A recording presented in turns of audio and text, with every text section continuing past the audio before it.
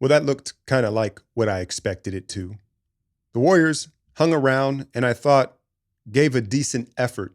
Game 2 in Minnesota, Wolves favored by 10 points, with the context being no Steph Curry, and then how much of an embarrassing loss game 1 was to them. I think everybody understood like this was going to be really tough. This was going to be the game that, like, you saw what the Thunder did to Denver in their game 2. Not that, the Wolves are anywhere as good as the Thunder. So the question out of the gate is who replaces Steph Curry in the starting lineup? And Steve Kerr goes with Quentin Post. Not surprised at that either. Talking about you need shooting and spacing for Jimmy to operate at the nail, the short corner, and in the paint. Quentin Post and Kevon Looney both played 3 minutes. And I'll go over the tape in the morning and have a breakdown. I think there's going to actually be quite a bit of X's and O's in this one because there was some weird stuff that went on. But I have a feeling Steve might be playing chess with both Post and Looney in a way saying, look, we know this game's going to be really hard to get. I'm not about to show you this look. And I almost want you to think that I think they're not playable. I'm not going to show you those two right now. But maybe there was something that happened and I haven't heard the reporting. Did QP have that Dutch diarrhea again? I don't know, right? But they only played 3 minutes. Moses and Kuminga check in the first quarter, and it looked rough. And to be fair to Moses, he had quite a few grenades, right, where the ball was swung back to him at the end of the clock. But he had a 2-on-1 early in his first stint of minutes and somehow pulled up into an air ball push shot. That, to me, was the moment where it was like, all right, Mo, go hit the showers. Like, it's just, I know they all love him. We all rooting for Moses, but right now it's just, he's not giving us anything on either end of the floor. And if they insist on continuing to play him, my advice would be get to the line. How many fadeaway prayers, again, grenades, but even in not when they were, that he's taking, jump into a body, try to draw a foul. They're not the smartest of teams. They're a foul-prone team. And that would be my advice. You got to just point blank try to get to the line. Whether you're getting the ball downhill, this double clutching, pump faking, jump into a body and sell the foul. And the funny thing is, he's really been good at that throughout his career and throughout this season. And all of a sudden, it's in his head clearly. Now, Kuminga, it's funny because remember about a month ago, he had a quote where he was like, I'm tired of people telling me to stay ready. It's annoying. He checks in and right away, Dante punks him for the ball, for a loose ball. And it's like, come on, man. You knew you was playing tonight. Right? But if you think about these 4 seasons with Kuminga, we already kind of know this to be who he is as a player. It takes him a while to get going. He's not a quick starter. He's got to rev the engine. And typically, the more he plays, the better he plays. And he got going. Finally, he caught a rhythm and he kind of settled down. And for the first time, it looked kind of like pre-ankle Kuminga out there. You could just feel the timing and the comfort on the court. What he misses, he made his first 6 shots. The 3-ball looks better. It really does. He's making sure he's very squared up. He's squaring up. The release is smoother and the arc is higher. So he was making his threes. And you saw some of the, downhill explosive stuff at the rim. And again, getting their bigs in foul trouble, getting Rudy off the floor. He can play a big part in that. He did have some bad turnovers. He did. And what I would say to that with Kuminga is once plan A doesn't work out, we know his mentality is to score and he does it with such force. He's so athletic. A lot of the time, just like Jalen Green, he gets to a spot so fast, it's like a bad spot. And then he's stuck, right? But if plan A doesn't work out for him, he's got to slow down before he goes to plan B, right? He gets in there, he takes the bump, the hard pump fake, typical Kuminga stuff. If it's not there, he kind of panics and he tries to he knows where the pass should go per se, but he just does it kind of almost without looking. So if plan A doesn't work, slow down and go to B and maybe C. And again, with his force and his athleticism, it's easier said than done. But, this to me was probably the biggest silver lining of this game. What did he finish with? 18 points.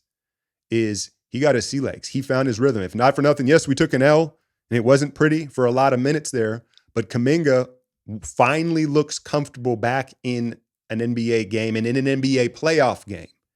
And he kind of figured out, hey, I can score on these guys. I can contribute here. And maybe more importantly, he showed Kerr, Steph, and Draymond that he can contribute. Did you see Officer Pat try to pull the blammer out the first time he touched the ball? First time he gets the ball downhill and tries to punch it. McDaniels caught him. They challenged it, but McDaniels was everywhere. We'll talk about him in a second, but I thought Pat was all right. What did he play, like 12 minutes? If he's not going to take the outside shot, it's going to limit his minutes. You like him as a ball handler, as a defender, as a competitor. If you're that size guard and you're not taking threes, it's going to be tough, especially with the size of this Wolves team. Now, Pods has just got to be better. Pods and Moses, like both of them. Moses, to me, at this point, do you go to Knox or do you go to Gee? And with Pods, we all know that Kerr has a longer leash with him and the vets have more trust in him. And then without Steph, you know he's still going to play heavier minutes because of being a ball handler. But welcome to the playoffs, Pods, because there's a full scouting report on you. And the decel step, right, the statue step and all the pump fakes, they're hip to it. They're staying down and, he's getting stuck in a lot of places where he's got to come up with the counter. Again, the same advice from I gave Moses, try to get to the line. They're not biting on the pump fakes. Maybe quick shot him, maybe go right away. You're used to in the regular season, his game is kind of more off a fake and then a score, right? Fake this, fake that, and then do this. May have to try to quick shot him because this in the playoffs, again, these teams are much more prepared, even for the role players. And I think Pods is finding that out. But yeah, it goes without saying he's gonna have to give us more offensive production. But I don't think that he's at risk of getting cut back out of the rotation just because of his ball handling. Now, coming into this series, my two X factors were Jaden McDaniels for the Wolves and, believe it or not, Trace Jackson for the Warriors. And I know I was going out on a limb with Trace. I was like, I have a feeling, right? And you kind of saw some of that in tonight's game where Jaden, what do you have? 16 points, 3 blocks, putting the clamps on everybody on the perimeter. He's their best defender. You want to call Rudy, but he's their best perimeter on-ball defender. And then he's scoring efficiently, right? And how many shot clock violations did we have? And a lot of it was him on the ball at the end of the clock, not even letting a guy get a shot off at 6'10". And then again, he's giving you the scoring. And so, yeah, he's showing up. And I figured he'd be a problem in the series, and he has been so far. Trace makes his debut in this, really it feels like this playoffs. He got some minutes in Houston, right? Remember the big shove on Şengün? But what did he have? 15 and 6 in 19 minutes. And first and foremost, it's just the obvious, hey, a big, live, bouncy body at the rim, altering shots, grabbing rebounds. You saw a couple lobs, some offensive rebounding, just the vertical spacing and presence of a big, bouncy, strong big man. That was a tongue twister, right? But I fully expect Trace to remain in this series, seeing as though he was effective on the offensive end. I think the big caveat is Trace has to be better defensively. That's where he disappointed me tonight, in particular in stepping up and in switching. Randall put him in the basket a couple times, and I think you got to gain some familiarity with Randall. He's a funky, rhythmed type player, and you're not really sure what shoulder he is going to go to. He's a lefty, but he'll turn left shoulder, and, he's awkward. But I just thought when he switched and stepped up, dude, make them shoot over the top of you. He gave up way too many blow-bys when he stepped up. And I understand the team concept is defend the three-point line. But in a vacuum, Trace, when he steps up, I think you yield the three and don't give up the blow-by because you are the rim protection. And so if Trace can clean up the defense, I think he's going to be a part of the series. Now, X factors, strong. But I think that Trace showed pretty well and looks like he can contribute in this series. Let's talk about Anthony Edwards. Now, I had brought up the right leg. And people had told me, he sprained the left ankle late in the Lakers series. But what I had saw in game 1 was he was favoring the right leg. He didn't want to lift off it. Now he's wearing a knee brace, a sleeve. He's got a band around his shin. He's got all sorts of stuff on that right leg. And what I had noticed without any prior information was, hey, he doesn't really want to elevate off that right leg. He's not getting the typical elevation off of it, and he's favoring it.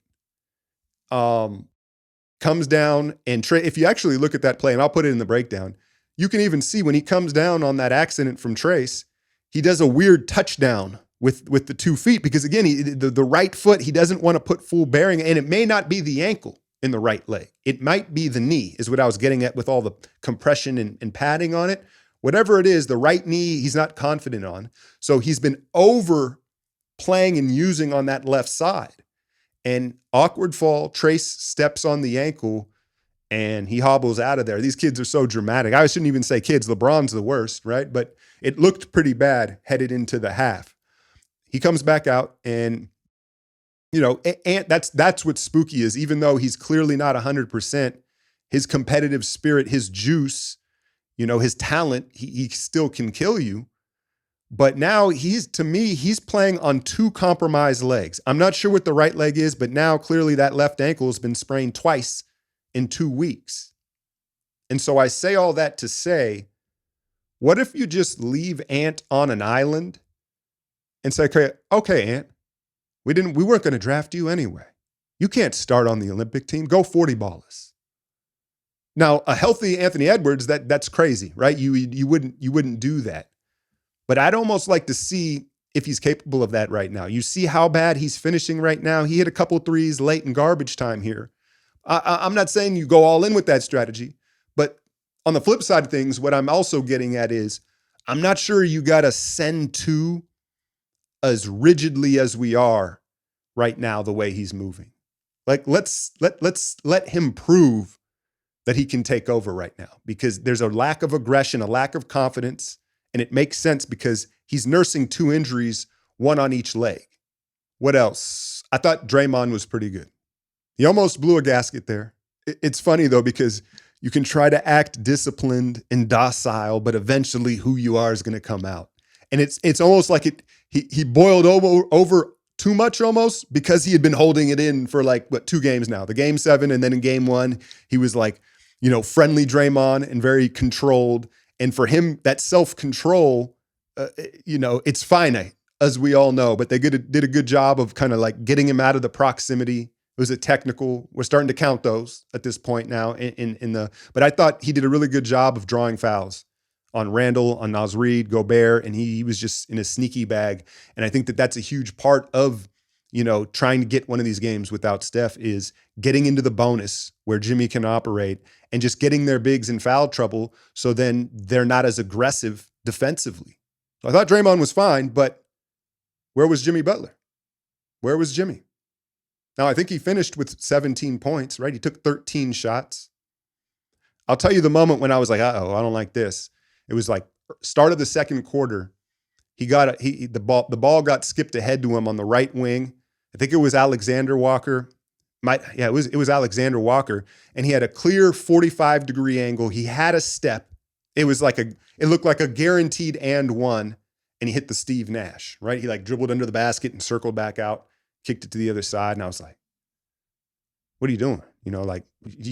All we've heard for the last 48 hours, 24 hours is Jimmy's going to step up. Jimmy's got to carry the offensive load, and he wasn't.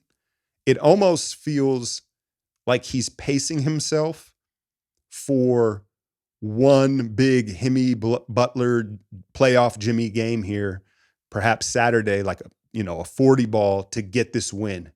Understanding the same concept that I threw at y'all the other day was hey, they get one of these next 3, hopefully Steph's back and it's 2-2, right? But it kind of almost feels like he's pacing himself.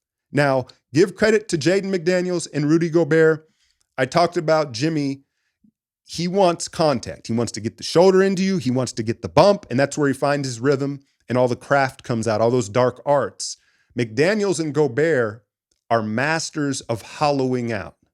Hollowing out meaning they don't let the offensive player get into their body, because that's not where they can win. They're high centers of gravity. They're super light. They're not heavy players. And so both Gobert and Daniels, their method of defense is, I'm going to give you space, I'm going to gap you, and then I'm going to contest with my length. And it's bothering Jimmy. It is. But 13 shots is not enough. And again, it almost felt like he was like, all right, this isn't the one. I'm not going to I'm not going to use my fuel in this one because I don't think we're going to probably win this one. So I think that he was pacing himself, but could be the tailbone. And then you got to credit some of their defense. But all in all, honestly, I feel pretty good after this game. I don't know. Let me know in the comments how you guys are feeling. But I feel pretty good because I think the Wolves showed weakness tonight. They showed weakness in several ways. And one of the telling signs of that was how upset Chris Finch was throughout this game. He's a good coach, and he knew they weren't as buttoned up and as disciplined as they should have been in this moment. Transition defense, the defense wasn't as strong as he would have hoped for, right? No killer instinct. They let us creep back into that game. They're an unserious team, right? And frankly, they look beatable.